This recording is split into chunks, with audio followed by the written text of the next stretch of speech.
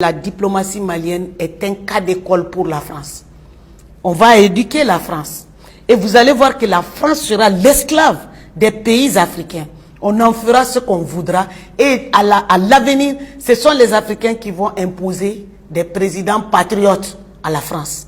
Il faut rééduquer cette France. Il faut que les peuples soient obligés de se regarder en face, de regarder leur laideur en face, leurs crimes contre les Africains qu'ils ne considèrent pas comme étant des êtres humains, mais comme étant des choses. Ça, c'est bientôt terminé. Donc, en revenant sur cette calamité qu'est cette ministre qui ne prend pas la leçon. Des genres de président, ministre. Voilà, et justement, ce qui l'attend, c'est elle ira à la poubelle de l'histoire comme ses prédécesseurs.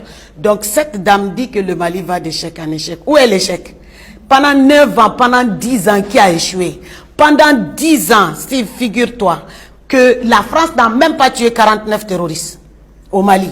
Et personne n'a jamais vu un corps de terroristes que la France a tué. Tout simplement parce que ce que l'État malien est en train de dénoncer, c'est ça la vérité. La France arme les terroristes, a fait venir les terroristes, nourrit les terroristes, paye les terroristes contre le peuple malien, contre l'armée malienne. C'est ça la réalité. C'est pour ça que la France, avec ses employés, la France ne va pas s'en prendre à ses employés. Et la France même était un État terroriste. C'est pas moi qui le dis, c'est Salif Keita qui le dit, le grand panafricain musicien, chanteur du Mali. Salif Keita, il a dit la France c'est un État terroriste et il a dit comment Ibeka peut se soumettre à ce gamin. Et vous devinez c'est qui le gamin? C'est bien sûr Emmanuel Macron qui est le gamin.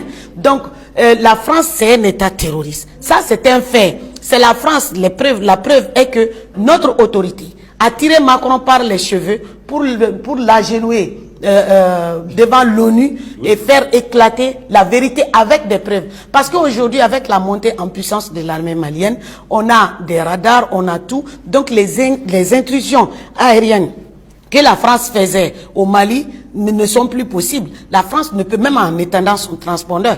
Quand d'ailleurs, ces avions-là de la France qui violent notre espace aérien viennent de chez Ouattara, viennent de chez Bazoum. Ce sont les deux pays qui, dans lesquels la France décolle son avion pour venir déstabiliser, larguer des armements terroristes et puis ensuite espionner nos camps et donner même des drones aux terroristes pour venir combattre l'armée malienne et au nom d'un terrorisme frélaté pour venir tuer le peuple malien, brûler les bétails, brûler les maisons, brûler les champs, brûler les récoltes. Là, nous, on ne connaissait pas ça. Vous avez entendu Emmanuel Macron parler de tribalisme. C'est exactement ça que RFI faisait aussi au Mali. Et ça ne peut pas marcher parce qu'il y a un brassage ethnique au Mali. Oui. Il y a un grand brassage. Donc le peuple est très très mature. Moi, ma mère est Peul.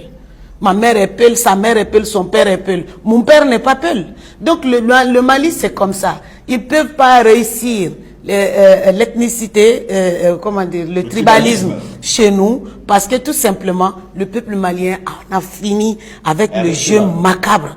Non, avec le jeu macabre. D'ailleurs, on a condamné, tout le monde a condamné les propos de Macron. Il faut le répéter, sauf les politiciens maliens.